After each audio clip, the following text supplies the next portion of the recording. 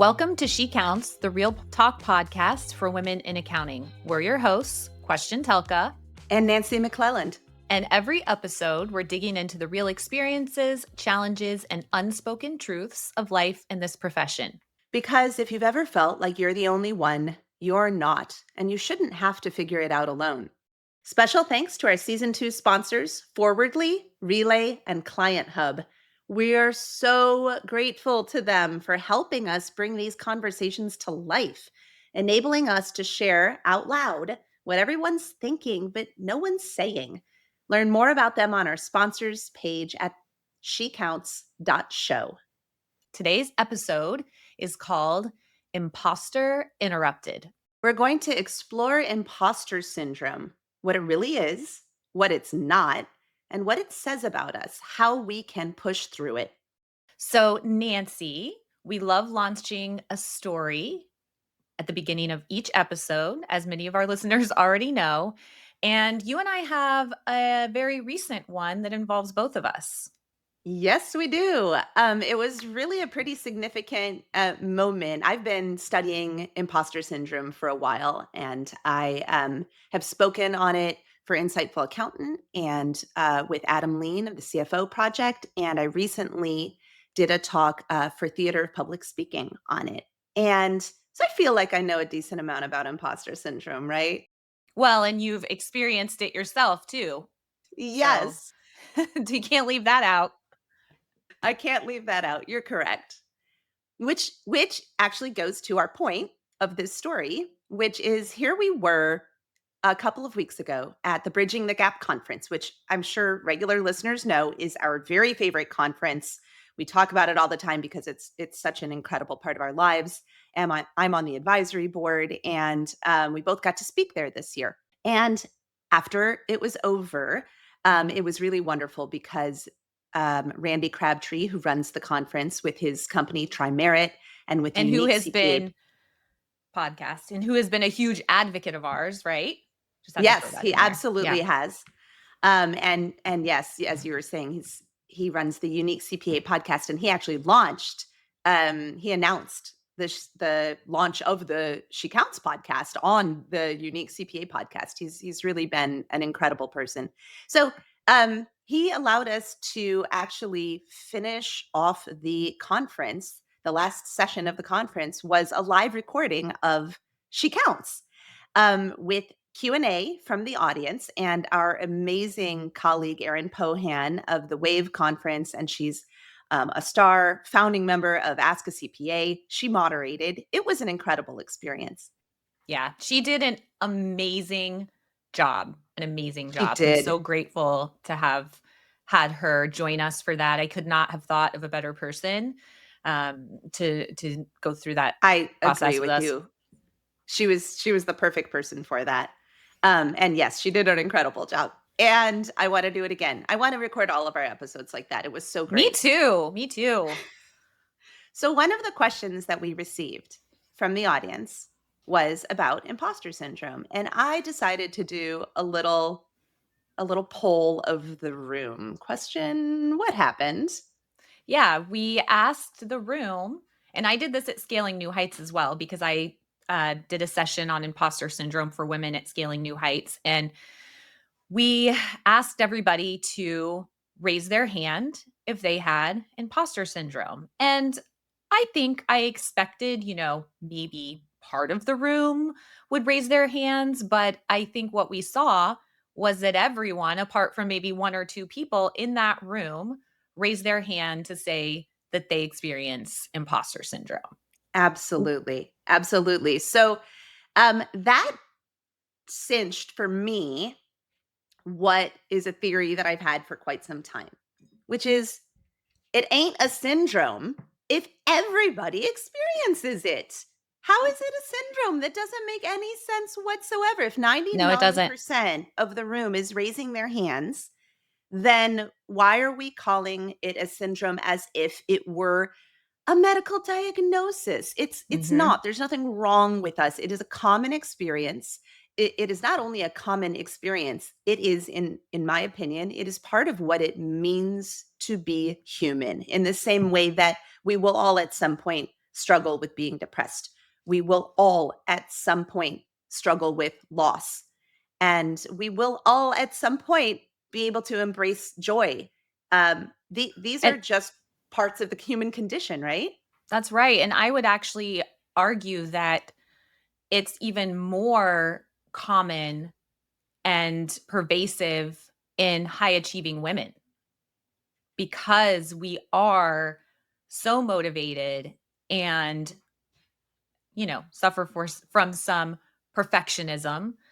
So I tend to think that in contrast to it being because we're feeling like we're an imposter, but in contrast, we're really not. We're really high achieving. We're really working hard. We're just holding ourselves to these exceptionally high standards. Right. Whether we're holding ourselves to them or we feel like society is, or maybe occasionally people actually are.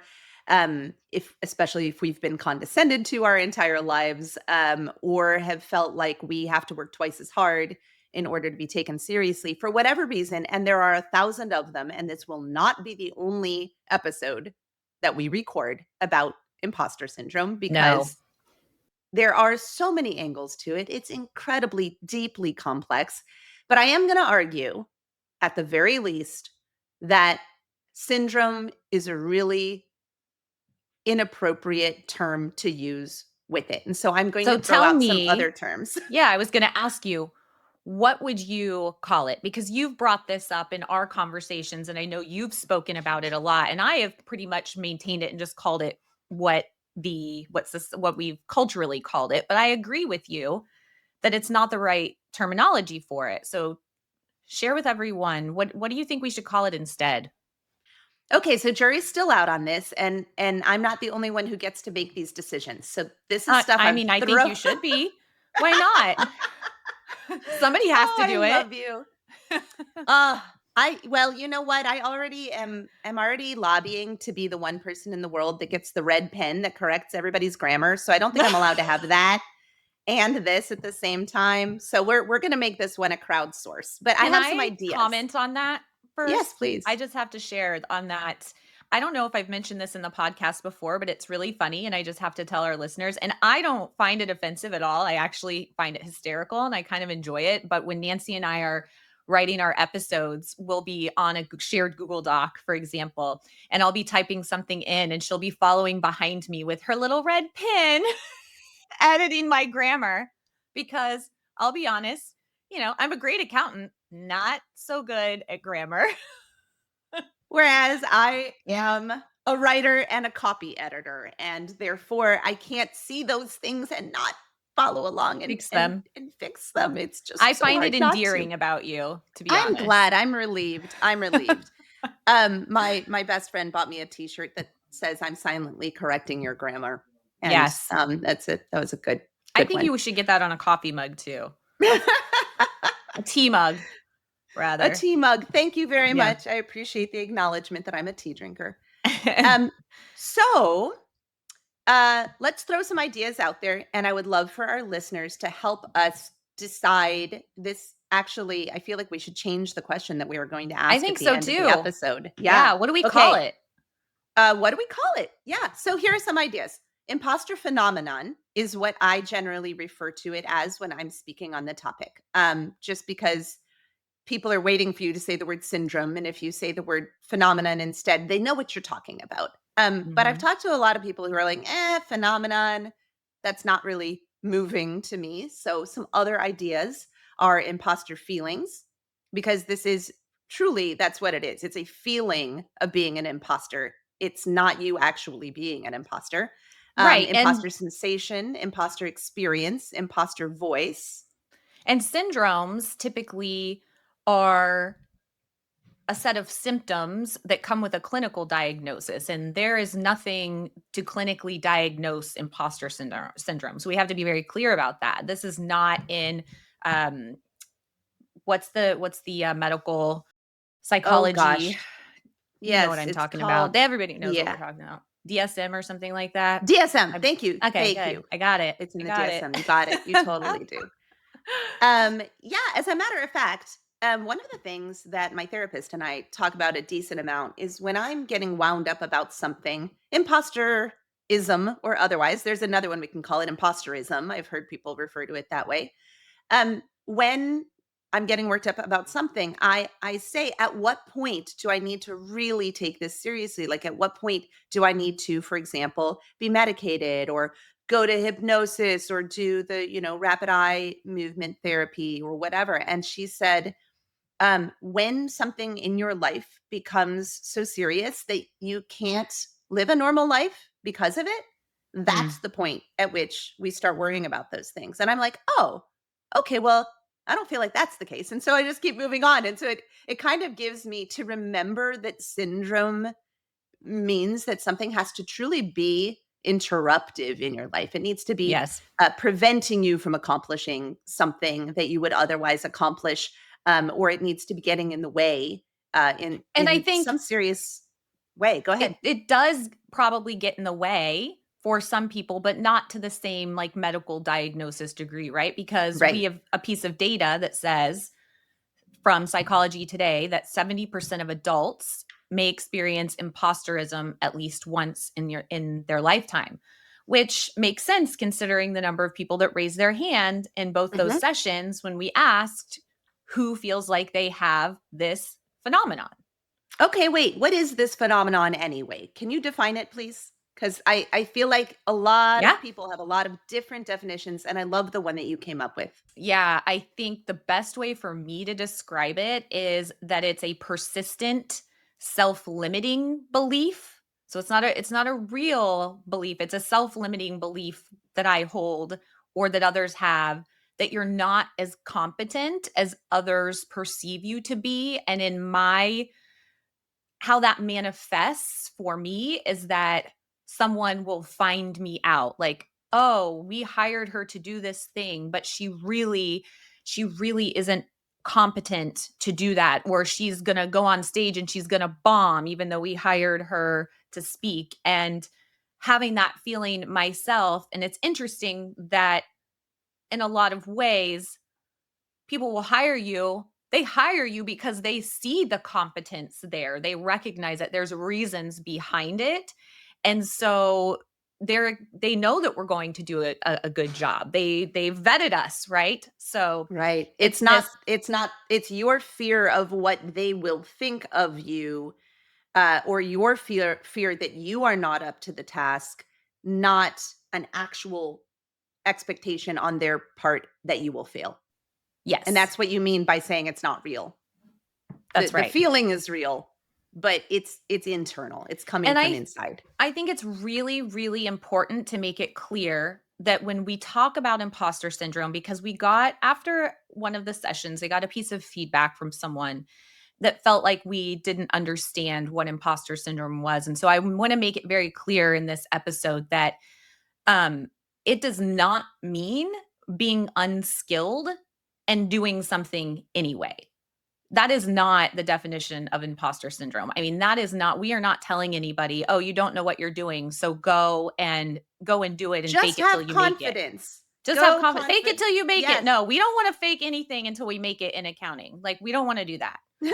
We need to know what we're doing in order And to. I'm going to argue, and this will come up a little more later, but I'm going to argue that the more that we study and the more that we arm ourselves with knowledge, the less imposter feelings, the fewer imposter feelings we're going to have.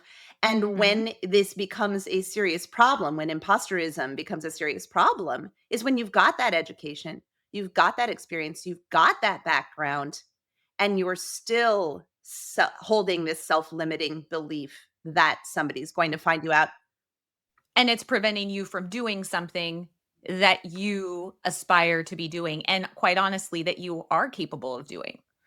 or it's causing so much anxiety that you're doing it, but you're suffering from procrastination and you're suffering from um she's you're They are they you can't nobody can see us, but I'm pointing to myself. Okay, I have a really funny story for you, actually, that I was reading in researching for this episode.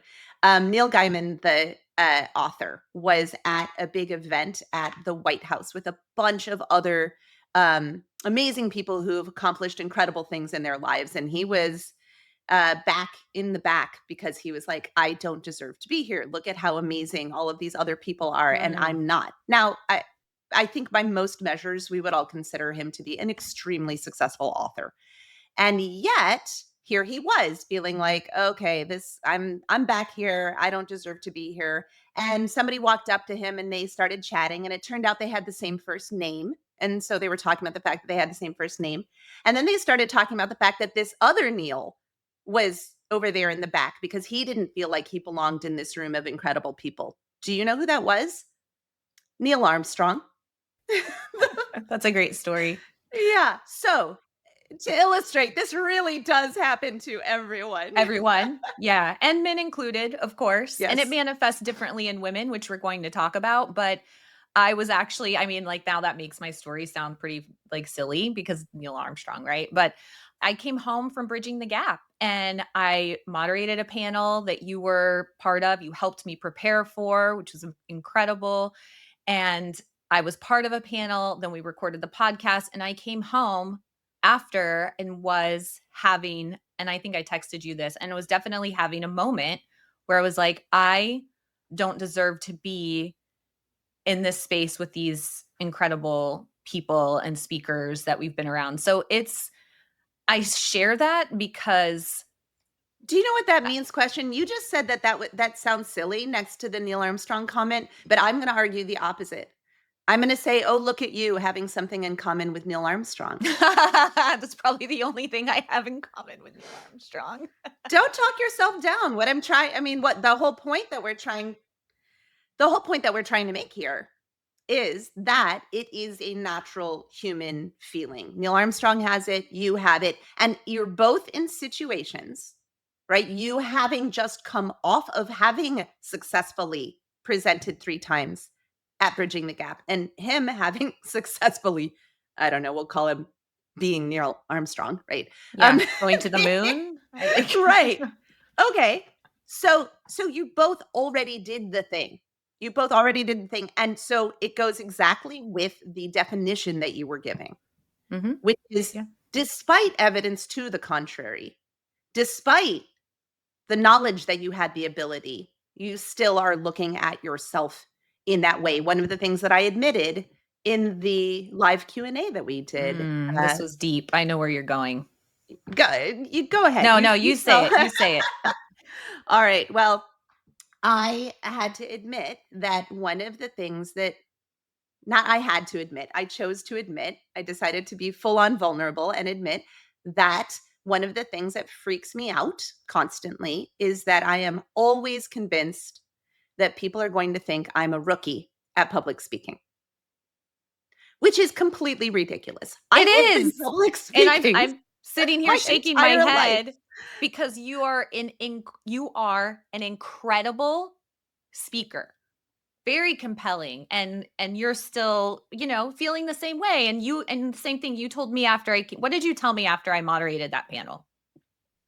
I don't remember. I walked off afterwards, and of course you're a mentor to me. So I look at you because I'm kind of like, how was I? Did I do a good job? And you said that was the best moderating. Yeah, I did. Panel. Yep. That was the best panel moderation that I'd seen in years. That's exactly what you said. That is, yes, I remember. Which, like, I can't tell you how much joy I was like walking on a cloud after. I was so proud. I was so proud. We had this session together, and you asked really insightful, intelligent questions. I took you through a bunch of slides and scripts of other panels that I had moderated, and you took all sorts of notes about what you wanted to do. And then you implemented every single one of those things, and you brought your own voice to it. You helped the guests give their best, right? You just did such an amazing job. And then you come home from Bridging the Gap and you think, I don't deserve to be there. And so this is all to illustrate to our listeners that you are not alone.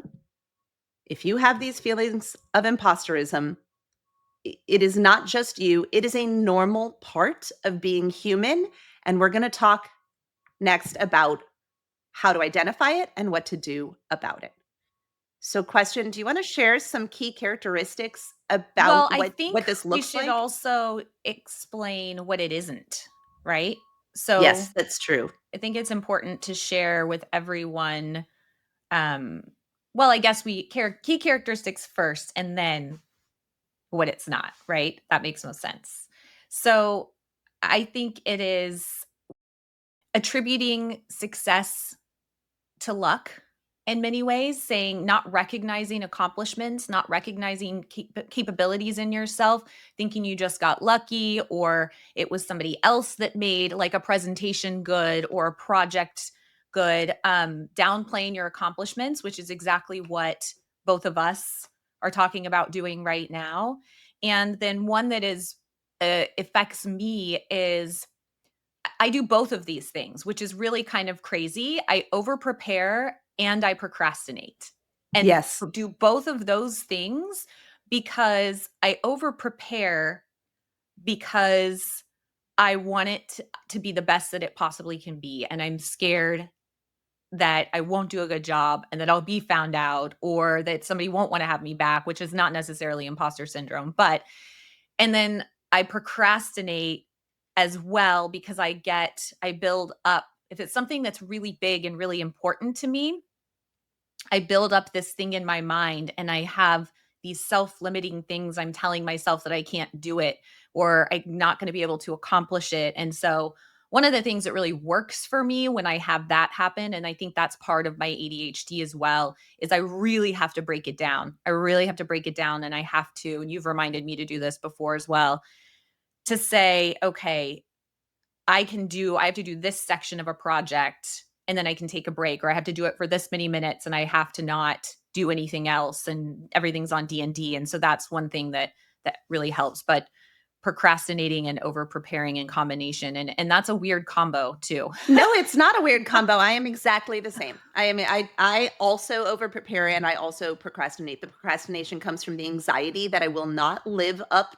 to whatever standards other people have set for me, which is kind of interesting because it's really my own standards that I'm trying to live up to. But I never want to disappoint anyone, and I'm convinced every single time that I will disappoint people every Well, and single time.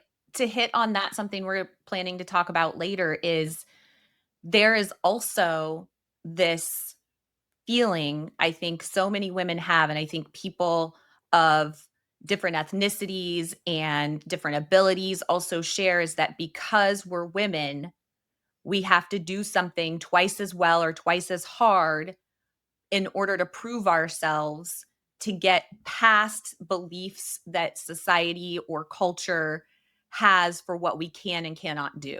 Yes, yes. So that actually leads perfectly into a point that you and I both wanted to clarify here. This is not only a mindset issue. It is a mindset issue, but it is also a social and a systemic issue. This is not just, oh, you need to have more confidence. So let's talk. That actually leads us into what imposter syndrome is not. So, as we already kind of mentioned, it's not a mental illness or a clinical diagnosis, right? We mentioned it's not a lack of competence. What else? Low self-esteem. One of the things that you had mentioned is that, and this was interesting when we were preparing for this question, had made this note that it's not low self-esteem. And I said, I would love to know what you mean by that because sometimes like people who have low self-esteem actually suffer worse from imposter syndrome. And you Mhm. made a really good point. Yeah, I did that. You can have both. You can have high self-esteem and still feel like an imposter in certain situations. And, you know, I would ask you to elaborate on being afraid that people will think you're a rookie public speaker, because you have said repeatedly in the podcast and to me that confidence is not an issue. You have confidence in abundance, but you also have imposter syndrome. Yes, it's both at the same time. It's not either or. So Yes, I do generally have high self-esteem. I was very lucky in the way that I was raised. My parents are both highly accomplished people. My brother is a highly accomplished person. So am I. We all have high self-esteem, and not my father, but my mother and my brother and I all also have imposter phenomenon. We have feelings of being an imposter. And I think that that has a lot to do with, and I'm guessing at these things. These are just some very personal Yeah, of course. observations on this. But so I have set my own standards very high, right? And so I'm doing the over preparing and the procrastination because I'm trying to measure up to those standards. But I'm imposing the concept of those standards on other people. I am taking my worst fears that I will disappoint someone or I will not live up to their standards, and I am projecting those worst fears on other people. Extroverts tend to do this, and everybody in my family is an extreme extrovert. And so we're taking these worst fears, we're projecting them on things that are not being said out loud, because extroverts, we're just like talking all the time, we're saying all the things out loud. People who are quieter, we have to make up in our heads what they are thinking. And so we I take these know. worst fears and we project them. And I suspect that that's the root of where that comes from. I also think that there is an element of it. You know how you were saying that as a woman, especially as a woman of color, society is ready to look at you and say you're not enough, and so you have to overperform in order to get your foot in the door. Well, I would say young people also, because I started serving on boards and doing public speaking when I was in my late 20s, and I remember getting a major board position when I was 27 years old, and I knew that I had to work 10 times more than anybody else to prove that I deserved to be asked to be Yeah. on that To board. be taken But you seriously. yes, but question, you already said earlier, I already got invited to be on the board. Right. They knew that I was going to do a good job. I didn't need to overperform like that. But in my head, I'm still that 27-year-old. I Yeah. am. I'm still trying to prove myself in the way that that person was, and I think that that is also a really common thing. A lot of people never grow into it mentally, they never grow into the adult that they become. A lot of us are 27 inside, or I don't And know, so I maybe feel 17 in my mind. I used to joke I'm 43 now, but when I was 42, I used to joke that I was my age in reverse. So I was really Mm, 24. totally. That makes And I'm sense. like, I don't feel like I'm 34, so that doesn't really work. Yeah, I'm 53 now, and I definitely don't feel 35. I'm pretty sure I'm locked into 27. Like that's where I want to be. I like that number too. So some other things that it is not is it's not a sign that you're not qualified, right? And you have I'm said, gonna argue, yeah. yeah, This is the perfect sign that you are, because you're concerned, which shows that you care, and you're ready to tackle the next learning curve. It's this sudden explosion of awareness that happens when and this was Jody Strong, who is a member of Ask a CPA. She said to me in a one-on-one once, and I loved this. She said, I thought that the world of how much there was to know about bookkeeping was this big. And she showed me a circle with her hands. And then she said, and I thought I knew this much. And she showed me a slightly smaller circle. And then I joined Ask a CPA and I started learning all of this additional stuff. And I realized that the world of what there was to know about bookkeeping was actually this big. And she made a yeah, circle that was like as big as the entire screen. And infinite. yes. And she said what she knows about it is far larger than the small circle that she initially showed. But in ratio to how much there is to learn, that is much bigger. And so, um, in my opinion, the you're not ready or you're unqualified, that's not what that means. It means you just realized the world of what there is to know is much bigger and you have farther to go, so you're ready now to tackle Yeah. that next learning curve. It's when we don't realize how much more there is to learn that we get into trouble with not knowing enough. Yeah, I think that's probably why when you're a teenager, you think you know everything because you Yes. don't know all the things you don't know. Um, for sure. So I think we also want to talk about, like, where does this come from? Where does this feeling of imposter syndrome, how does it get created and built up in us? And there are some, I think there's a number of places, but there's some structural and social roots. And, I've heard some people say, oh, it comes from comparison, or it comes from, again, low self esteem or things like that. But I would say that that's not only true. So I think that there are a lot of expectations, gender expectations, for example, in the workplace, such as, humility, or um, things that can happen, like being treated condescendingly. And um, I'm going to I share think that's one of the stories. reasons that I get very nervous getting into a room with attorneys, not because they necessarily know so much more than I do. Normally, if I'm in a room with an attorney, it's because the client wants to make sure that I'm giving my 2 cents on the financial section of an operating agreement or a partnership agreement, right? So I've to the point that you've made a couple times here. Like I've already been invited into that room, right? But Yeah. I know that in general, attorneys are going to treat me like dirt. They're going to try to lift themselves up, especially male attorneys. But it happens with females sometimes as well. And I get extremely anxious going into that room because I'm waiting for that onslaught of aggressive condescension. Yeah. Is that a phrase? Aggressive condescension? I don't see why We're not. Okay, we're Maybe gonna make it one. now. Eh, and that makes people really nervous going into situation. I have high self-esteem, and so in my case, I'm in a situation where I have confidence going into that room that I know what I'm talking about, but I do not have confidence that other people will treat me that way, and that leads to some of these feelings of worrying that I'm going to be exposed as a rookie. Yeah, I have a story to share as well. It's kind of a vulnerable one. I shared it with you recently, but I was speaking to a colleague because I'm kind of, I love what we're doing here. And I really, feminism and empowering women has been something that's been important to me in my entire life. And so I really want to continue to lean into what we're doing with She Counts in other ways. I want to speak on it more. I want to just be putting it out there and growing the awareness.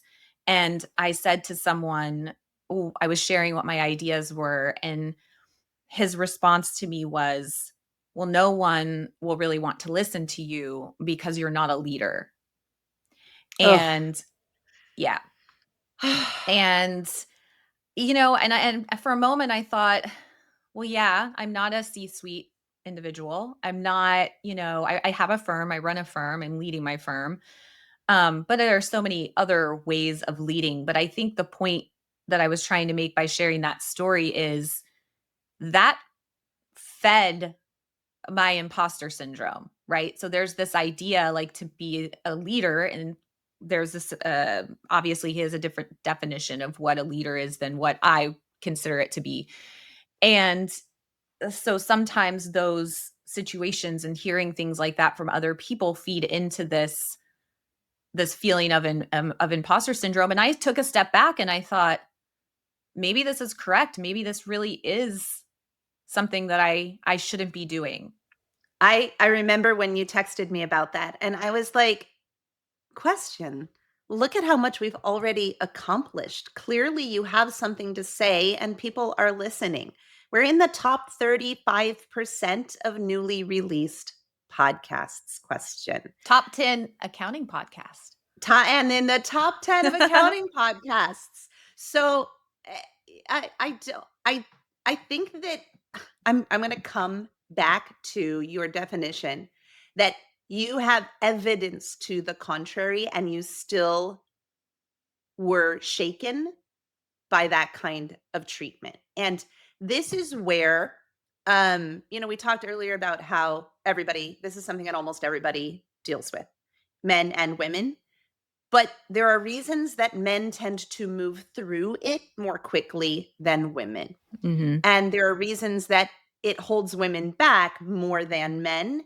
And it's this kind of comment. Do you think he would have said anything like that to a man? No, I don't. I mean, and it was, to be fair, it was a very like personal conversation. It wasn't in a professional capacity, but still, Oh, that makes it yeah. so much better. Somebody who you're close to and who purports to care deeply about you said that to you. Huh. Yeah. Yeah, you're right. That makes it way better question. No, it's not okay. And this is a great example of how this is not just in the workplace. This Mhm. kind of Yep. thing is happening all over the place. And part of that is lack of representation in leadership. Part of that is this. Cultural norms. Yes, absolutely. Our concept in our industry in particular about, who is qualified to lead and who isn't qualified to lead. So I wouldn't I'm going to argue that, to be fair, I'm not giving him a pass on this one. Yeah, we shouldn't.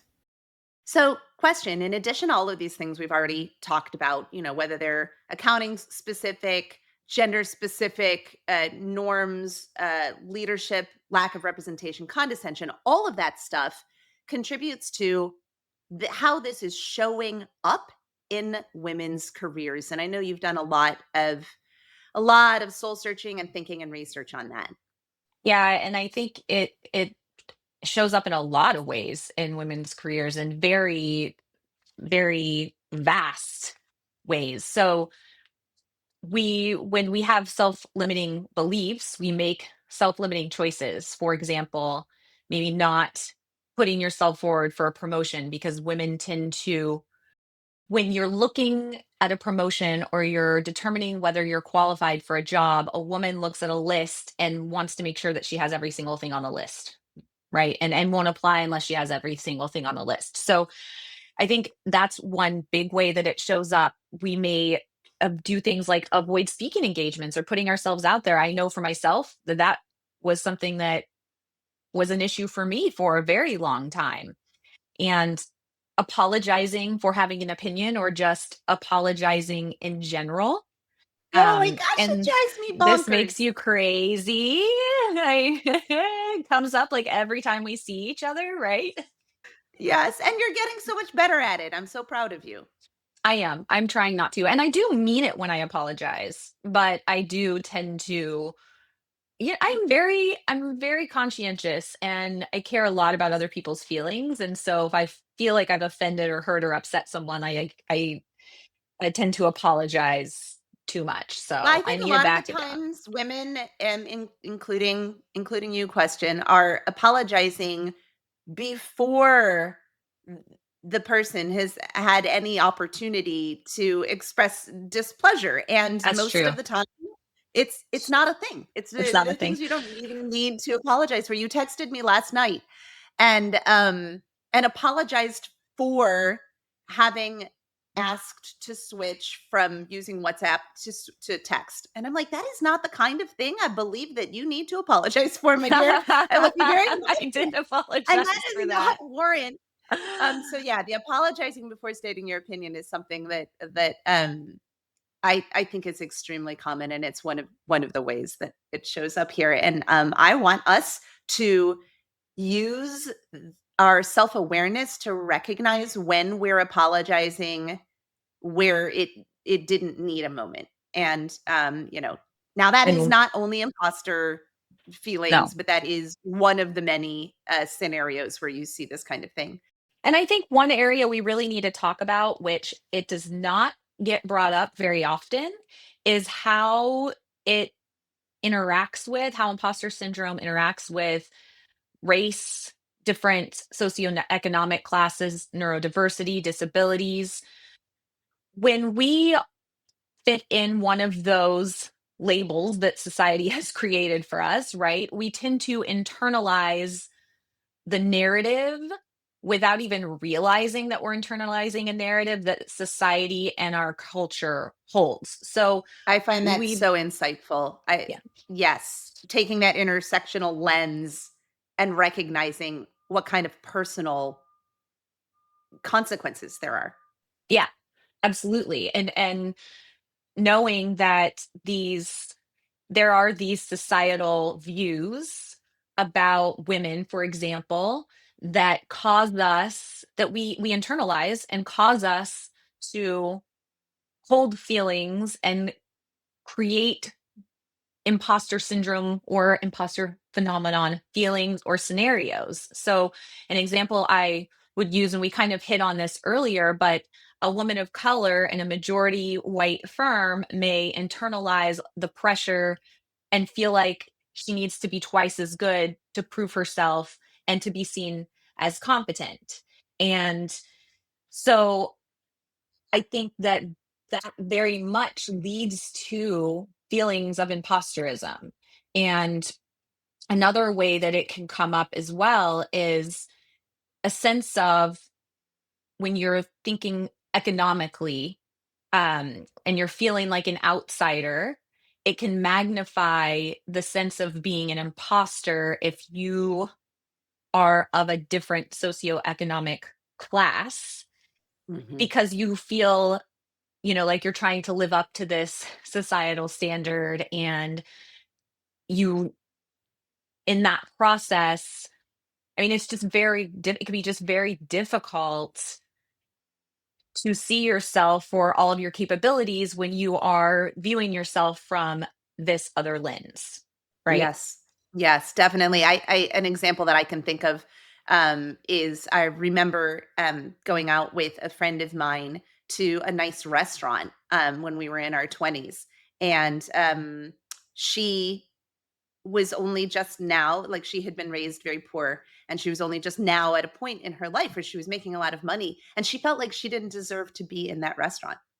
And I'm like, "Can you pay this bill? Then yes, you You don't deserve to deserve be to here." be But it here. was Yeah. a like you're saying, success felt very new to her, and therefore it felt very fragile. Yeah. Yeah. And in terms of neurodiversity, I know for myself, I've spent a lot of time masking and trying to like hide or overcompensate for my ADHD traits. And it's exhausting and unsustainable. And when I look at myself, and there is some comparison here, that's why I said it's not only that, but it's like when I look at myself and I compare myself to how a neurotypical person is, then it can also intensify my feelings of imposter syndrome. So, this perfectionist or detail obsessed industries like what we're in, and I mean, to be fair, I am also a perfectionist. um it can fuel a lot of self-doubt because some of us suffer from functional executive functional challenges such as time blindness and disorganization and those sorts of things. So I think it's really important to keep that in mind and take it into consideration and recognize it when you are having these feelings of imposter syndrome. And I think it's sometimes difficult for people to dig in and figure out and to realize and recognize that that's where it's coming from as well.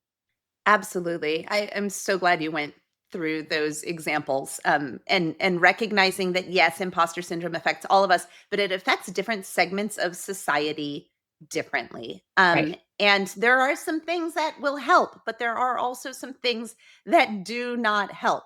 And especially like when we're looking at this from the perspective that I know you had mentioned to me when we were preparing that sometimes success can feel conditional. Like if you if you mess up even a little bit, they'll assume you were never qualified to begin with. Hmm. Back to my nervousness with people thinking that I'm a rookie. I'm definitely not a rookie, but I'm still worried that like if I don't overachieve on this next project, they're going to think I was all along, like for the past 30 years, I wasn't allowed to be on that stage. Right. Um, so what I know some things that don't help me, and there's one in particular that we talk about a lot. Yeah, I know what you're gonna say. I'm gonna let you say it.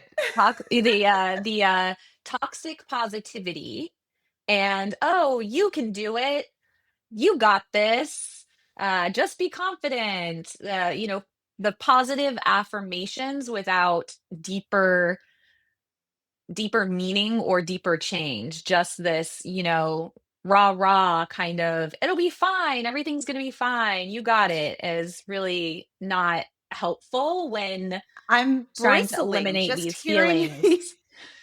just hearing you say that. And I know that you are a friend and you are on this, we're recording this together, and I'm bristling literally just hearing that, because it is so, for me, I need to be validated Yes, first. First we validate, and then the positivity, it needs to come, in my opinion, especially to address imposter phenomenon. It needs to not just be performative. it has to be Performative, specific, right? Very yes, like, okay, you've got this because you spent 3 hours preparing. You have got this because you know this. You've been studying S corps and reasonable compensation for how many years? You specialize in it. You've got this because, reasons behind it rather than yes. just, oh, you can do it. You're fine because you prepare. It's like, well, yeah. I mean, Yeah, that's one of the things that happens a lot to us is when we're nervous about something, women especially, when we're nervous about something, and people will say, "Oh, don't worry about it. You've always done it in the past. You'll do it again." And you're like, "Well, I've always done it in the past because I've prepared for like weeks on end, and I am so highly over prepared that, yeah, I couldn't fail, but I didn't get to do that this time. And that's why I'm nervous." For example, saying you've always done it in the past and therefore you'll do it you'll fine it'll be now. you'll be fine. Yeah. You'll be fine. My friend Jennifer Diamond, she said something in our Theater of Public Speaking chat recently. She said, "We don't need to fake anything to make anything. We already are something." And I love that so much, because she is also the person who says to me, "Nancy, remember, your entire life has brought you to this moment." She's not just saying you got this, she's saying you have studied this particular topic in depth for a decade. That is not the same as you got this because you got this. You got this Yeah. because you've studied it for 10 years. And I think that we can really help each other when we cheer each other on, but we need to make sure that that cheering is coming from a something that's not just going to make you feel good, it's actually going to help the other person. Right. Right. And you've talked on this quite a bit. So you have some methods for overcoming imposter syndrome, and I will call them Nancy's 3 R's. Can you tell us what those are? What those All right. So, are? you're so funny. What those are? They are recognize, reframe, and relief. So recognizing is, we have to name it out loud. Call it what it is. Recognize that these are feelings of imposterism. Go meta, as my therapist would say. And you know how you were saying earlier, it's not real, it feels real. The belief that somebody will think this about you is real, but they won't actually. They're not actually thinking those things. So talk to your peers, talk to your mentors, talk to your coaches, and recognize that these are imposter feelings. Secondly, reframe. Reframe the narrative from "I'm a fraud" to "I'm growing and learning." And That's right. it's that same, you're in that same space that Jody Strong was talking about in terms of the small circle and the big circle. How much has grown. It's just that awareness of how much more is out there. So that doesn't make you a fraud. That gives you an opportunity to go to the next level. And then Yeah. the third R is relief. When you recognize and you reframe, ideally, that is going to take some pressure off of you needing to go learn all the things and Which is procrastinate and over impossible. prepare. It's Yeah. impossible. It's impossible. When we were going through this, though, I was excited because you added another R to my R's. So, what Yeah. are I think the last R? I think we're pirates today. I think that the next one that's important is to redefine competence. So we're not looking for perfection, we're looking for progress, right? So continuing to make progress. You can't know all the things. You can't learn all the things. You can't retain all the things. It's not possible. So progress, not perfection.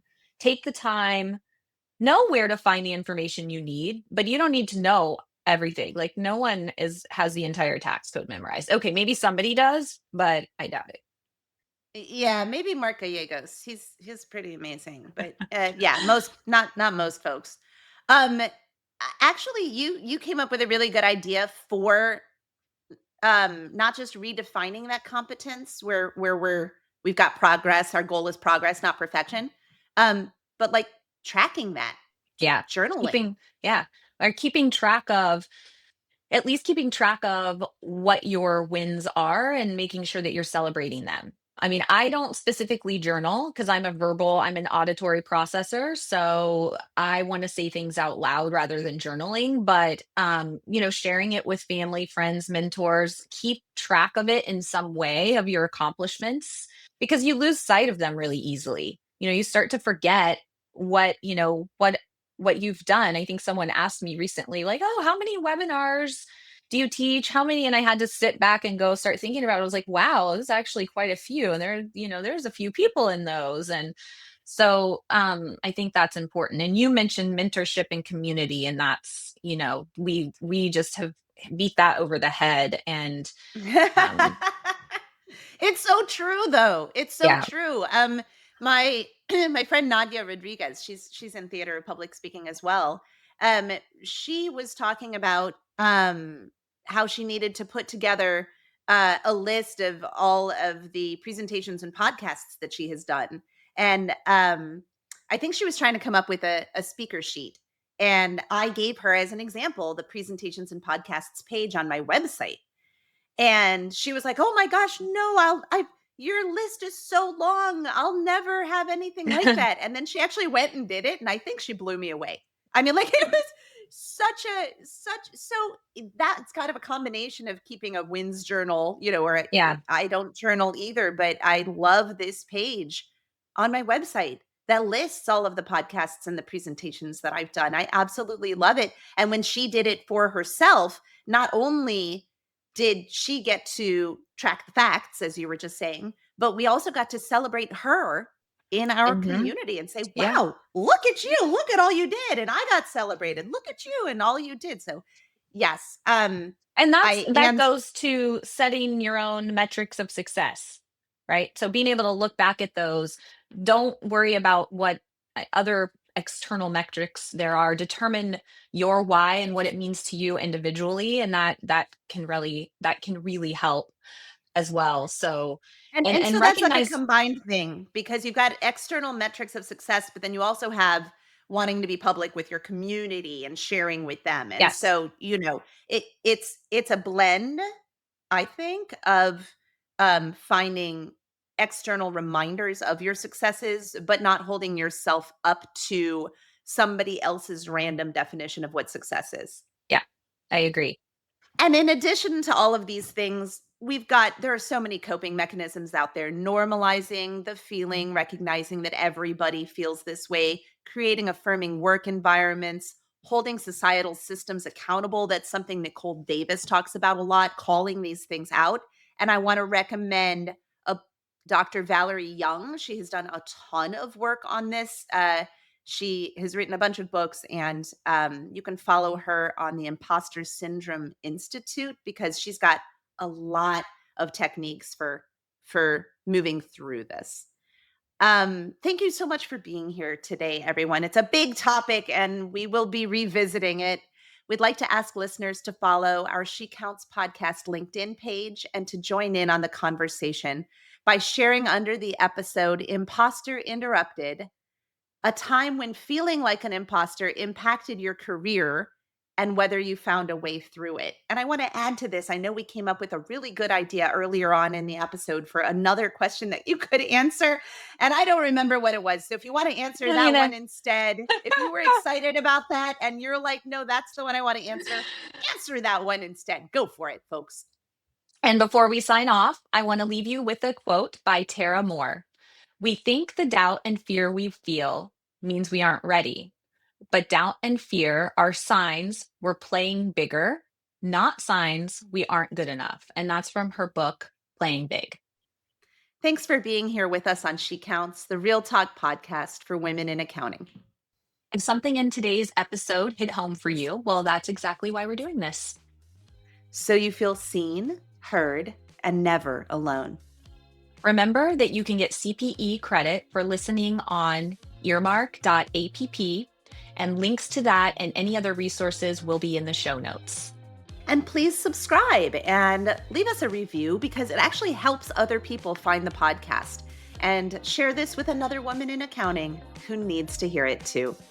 And we'll see everyone again in 2 weeks. Bye.